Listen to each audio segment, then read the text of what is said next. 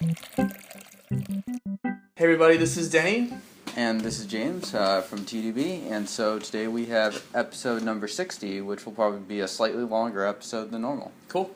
So, we're going to compare two different raw Pu'erh teas, one that's very fresh and one that's been aged for about 10 years. And James knows far more about these teas than I. Yes. So these teas come from White2Te, Okay. who is a Pu-erh vendor. He's based in Beijing, which is in northern China. And China, if you're from... China. If you're from... Yeah, if you are from the north, you tend to pronounce those R's a little bit more. But these teas are from an area called Manzhuan, which is kind of like east towards Laos, and so it's kind of part of what's known as like the Greater Yiwu area, Okay. which is an area that's kind of known. It's very famous for Pu-erh, but it's known for having a softer, less aggressive taste and kind of a really nice, sweet aftertaste. Huh. Is that related to the climate at all? I imagine it's humid. I'd imagine it is related to some sort of the terroir, but I don't know specifically. Cool. But, I mean, as is the case for a lot of the Pu-erh growing regions, it's one of the areas with a ton of, like, very old trees. Whether these are old trees or not, I mean, it's anybody's guess. But Right. I believe that the source material for the 2014, at least what Paul, who is the owner of White2Te, has told me, is much better quality than this stuff from 2005. Cool. So, Very older good. but lesser quality source material. Well, very fragrant already. I find that raw does that, definitely. Nice big leaves. Indeed. Yeah. Very intact too. So. Yeah. Good quality, very loose. So, the for a raw, I think that's even more critical. Yep. And excited to try this. So, and I think the cool thing about this will be the difference too. This will hopefully taste great, and I think we're gonna have a stark contrast. Maybe we'll find some similarities, maybe not. Yep. Looking forward to it. So, in terms of tea brewing parameters, James, you got about 4 grams of leaves in here. 4 grams of leaf for a 60 milliliter 60 gallon. milliliter? So Okay. it's that's pretty typical for me, at least for raw Pu-erh. Okay. Cool. As you see, it's brewing up it seems to be kind of a young, semi-aged color. Mhm. If this was stored in Beijing, which I'm not sure if it was, it's a relatively dry climate, so Mhm. the aging would be slower. Yeah. Interesting. But so we're gonna try to get at least 3 or 4 brews in for both of these teas. So we're gonna brew up a little bit faster than Oh normal. man. All right. Cheers. Cheers. I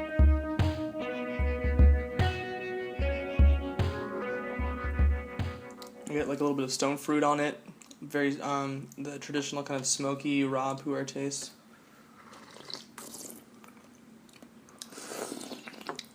Not all that bitter.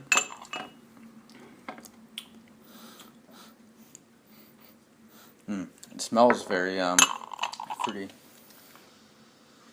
Yeah, definitely. That good petrol experience too. So when I say smoky, it's kind of in that sort of vein of thought, right? Kind of petroleum, mineral-y, smoky, elemental.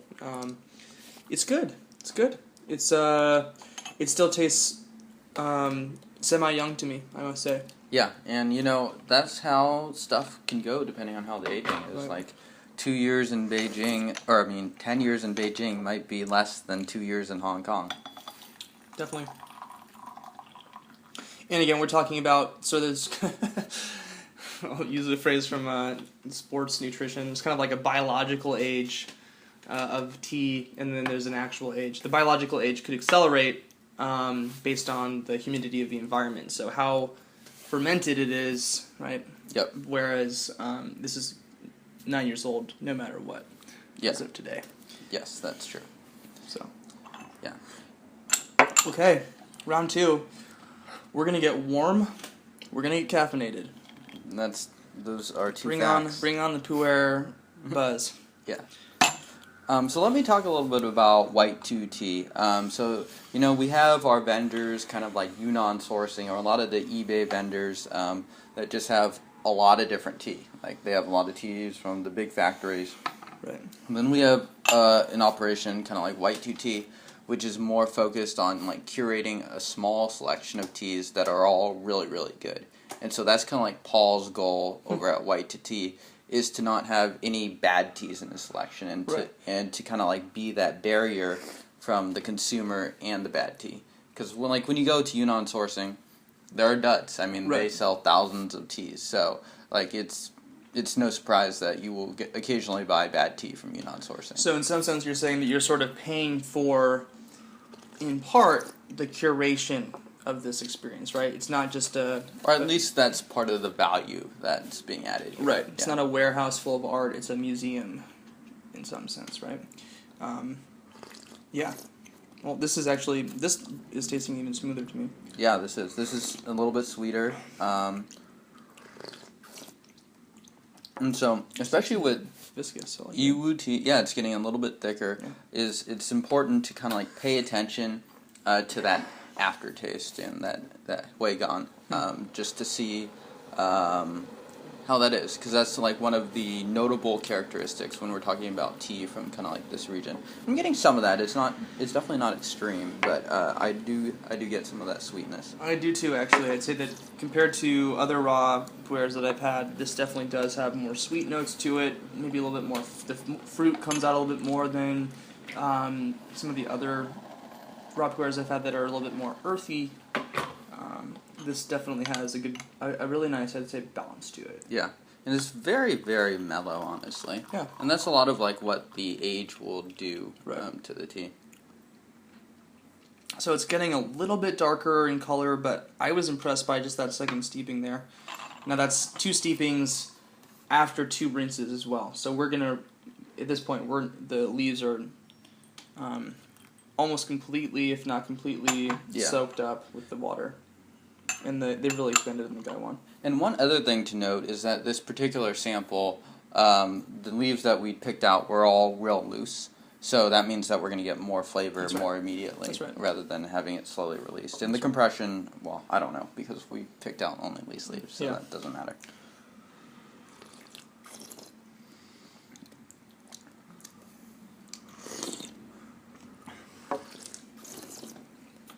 This is really, really nice. I could see this as a daily drinker. Definitely. Yeah. It's very balanced. It's not. Sometimes there are teas that have these characteristic flavors that, frankly, don't fit an average day for me. Right. I couldn't just kind of sit down and have some in kind of a almost no matter what sort of a vibe. Right. Yeah. We've had some teas on the show that taste like tomato plant, and sometimes dirt. And sometimes maybe that's your style, but this is something where I could drink this on a very regular basis, and feeling the energy. Yep.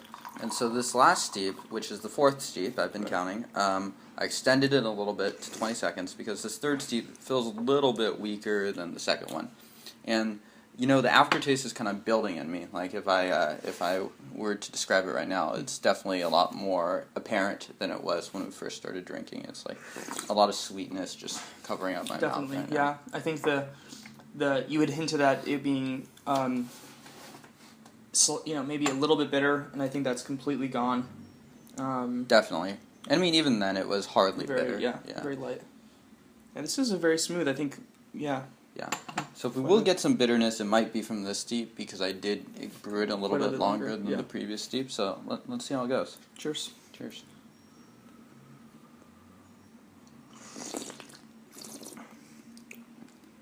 No. Yeah. Smooth. I don't really taste any bitterness, really. Yeah. More flavor coming out, more fruit and stuff, more thickness in the body as well. This is quite nice. Yeah. I would definitely agree with kind of like how you would describe it as sort of like this is something that you could turn to it on a daily basis or on a regular basis. It doesn't have like the super intensity of some other raw Pu'erhs or some younger raw Pu'erhs or Pu'erhs from other regions, but it's smooth, it's sweet, it's mellow, it's got a nice aftertaste, it's very well balanced. Absolutely. I wouldn't say this is like a mind-numbing tea because it's definitely not, but it's very solid tea. Yeah, absolutely. Yeah, and I think this would be a great way to break into some raw Pu-erh for the average person. Definitely. I know starting with fresh, young raw Pu-erh, being like, oh, this is raw Pu-erh.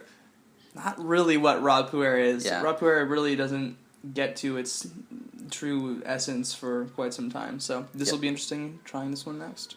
Yeah, for sure. All right, shall we brew up the next guy? Yeah.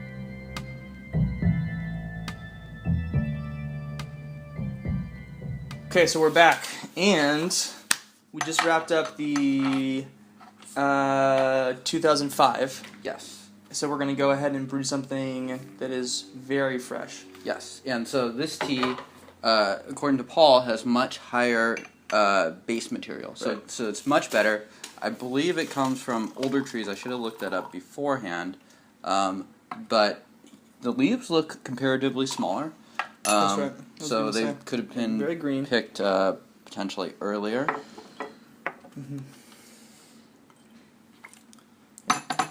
So just so folks know, Pu-erh is going to be processed like green tea to start, and it's going to, as it ages, ferment slowly. And different Pu-erh vendors and different Pu-erh factories will process their tea differently. But in general, it's going to resemble in color much more of a green tea at its sort of outset. Yep.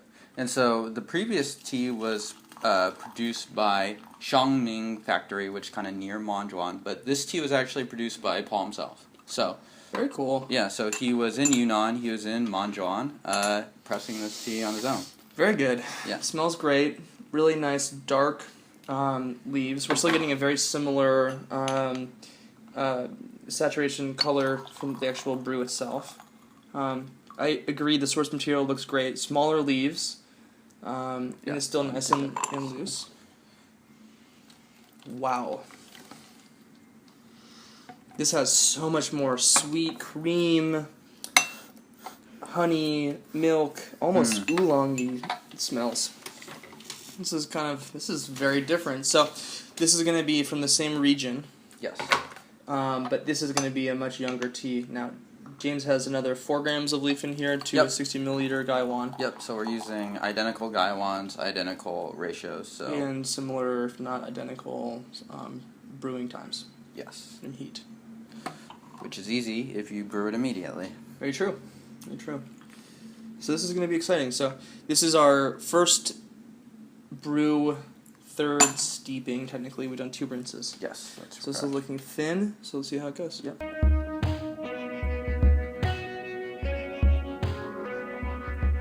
God, really sweet. Very rich. Yeah, absolutely.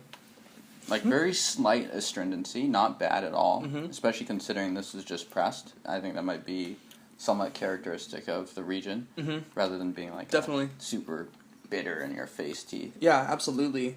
I get a lot of sweetness off of this, a little bit floral, not any of the petroleum smokiness. And maybe that's just because I've been drinking too much raw Pu-erh now. It's maybe a little dulled my palate, but not nearly as much as the... Yeah, and that might have to do with like the processing or something like that, but it's kind of got this really nice buttery thickness to it. Really buttery. Yeah, that's very, very pleasant. I think Paul, on his description, I don't want to take credit for it, kind of described this tea as honey-like. So I can definitely understand that. Yeah, absolutely. This is quite good for being so young. It doesn't taste like a raw Pu-erh very much to me, frankly. I don't know what I would call it. It doesn't. If I were to taste this blind, I don't know if I would think raw Pu-erh. I don't know. I'm not too sure. I haven't tasted, maybe to rephrase or say it in a different way, I haven't tasted a raw Pu-erh like this that has these flavor notes nearly like this, nearly as strongly. So this is tasting very sweet to me. Honey, definitely. Not as much fruit, actually. Yeah, no, definitely not. And that fruit, I found, kind of comes out with the fermentation process to some extent, at least. Yeah, just that, like you said, just a little hint of the astringency at the kind of middle end of the of it. Really, really good. Yeah. And like if we're talking about the aftertaste, it's much more significant here. I agree. Yeah, much more full body. Much more significant. Like you don't have to search for it at all. It's like it just kind of is there. Yeah. This is really quite pleasant. This is one of the, for a young raw Pu-erh, I'm pleasantly surprised, I must say. So 2nd steeping here.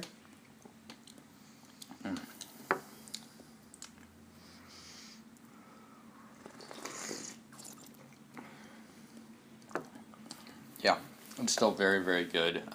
Very thick still. Very similar to the first steeping, I would say. Yeah, very viscous. And you know what? I bet that the age will influence the evolution of steepings across this one, like it Definitely. it did in the last one. So it's interesting because, yeah, I'm getting this sweetness that didn't seem to resemble the 2005. So that's interesting to me. I'm tasting less similarity than I am difference in these teas. I think besides the, I would agree, yeah. I think that my mouth is tricked, my senses are tricked into sort of being in raw Pu-erh mode. I bet that if I actually did have this blind, I probably could taste those kind of more smoky elements, maybe a little bit of the hinting of astringency. Yeah, but especially tasting this back-to-back with the tea, the differences are more emphasized rather than, like, them being very similar. Absolutely. So, I mean, like, the profiles are actually completely different. So, as far as, like, a comparison, I don't know if we can say, like, oh, they're slightly different here, rather than these teas are just way different from one another. Right. Yeah, but both quite nice. Yeah. Quite nice. This actually, even though it's younger, tastes better to me. Tastes like I would treat someone to this more than the other one. Definitely. And this kind of counters that notion, especially for people that kind of start out with those big factory productions like Menghai and Shuangguan, which are a bit rough to drink young. Right. Like, this is definitely drinkable. Yeah. Like I could brew this for my mom. Yeah, more than appetizing. Yeah. is that the mom test? Yeah. Would your mom like Yeah. it? Yeah. It's more important. Yeah. Well, so we can see that the saturation of color is just getting way deeper, much more yellow. Yeah, very beautiful. Yeah. And the viscosity is just even in the pour pretty clear. So here's a question. How would you say this would compare with, and my memory isn't that great of it either right now, of the tea we had from Crimson Lotus that was freshly pressed as well? This is much smoother. And I think that could be because of the regional differences there. But that just tasted much more like your kind of traditional young raw Pu-erh. So this, yeah, I mean, I think that their tea will evolve into something much more mellow and relaxed. But this kind of comes out of the gate already pretty close to that. I wonder if this would actually lose some of its appeal as it ages. I'm curious about how it will evolve. I don't know. Be interesting. It's a very good question. Very sweet. Yeah, no, it definitely is. And one interesting thing that I didn't really mention at the beginning, so a bit of a history lesson from Manzhuan. So Manzhuan is one of the 6 famous tea mountains, which are basically famous for producing old tribute tea. And so what they would do is they would get those tribute teas they would get the tea from those regions, and it would kind of all come together in Yiwu, which is kind of like the central hub. And so you'd heard me earlier talking about Yiwu and that specific taste. So that's why this area is kind of associated with that. And then it would be shipped to Beijing, which is China's capital, for the emperor to do stick out his pinky and drink some tea. So in other words, a lot of the very famous examples of aged tea actually come from Manzhuan and the 6 famous tea mountains. So that area. Now, whether they come from these bushes or what bushes, I don't know. But absolutely, different sides of the mountain are going to have different tastes and flavors based on the sunlight. The elevation will influence things as well. But I'm pleasantly surprised. In what kind of a context would you think you'd be drinking this, James? Would this be a daily drink or two? That's a good question. I don't know. It's a... I could drink this daily. Right. I definitely could. It's a good tea. I think my body tends to prefer teas that have a little bit more age. So I would probably, even though I like this tea significantly better than the other one, I would probably end up drinking the other one more, the older one, just because it's really mellow. Interesting. You can almost drink that breakfast, lunch, or dinner. Right. This tea also is a little bit more expensive, so that might influence things as well. Yeah, definitely. Yeah, I agree. I think this might be a little bit more of there's a specific time and a place I want to take this out and share it with some folks. I'd kind of categorize this in a similar vein to Oriental Beauty in that it fits it within its category but is on the fringe of it. So clearly this is a raw Pu-erh, but I haven't tasted things many raw Pu'erhs like this before. Yeah. And again, I'm a complete neophyte when it comes to these things. Yeah, and you can look at it and you see the leaves are very, very green. So they go from dark to green, similar to the crimson lotus. Yeah. Yeah, and you'll notice that as the leaves age, they sort of begin to kind of look like autumn leaves, slowly turning a little bit brown. Yeah, beautiful tea. This is really delicious. I'm quite pleased. Yeah, so thanks, Paul, for setting this up, for sure. Seriously. And James, if someone wanted to learn more about raw Pu'erhs, young and old, what would they do? Yeah, so they should come visit TeaDB.org. Check out our YouTube channel. We've reviewed, some Pu'erhs, and we've started to release a lot more content. And also go check out Paul and his teas over at White2Te. He has a lot of good teas to offer. He really does focus hard on bringing kind of like a diversity, so you're going to get teas that are a little bit younger, a little bit older, teas that are from really good trees, teas that are more plantation teas, and are more affordable like this one. So there's a lot of teas, and from what I've seen, they're very, very reasonably priced. Yeah, so far so good. And again, that's White2 as in the number 2 tea. Yes. And until next time, we'll see you guys soon. Subscribe and enjoy your tea adventures. Yep, thanks for watching, guys. Cheers.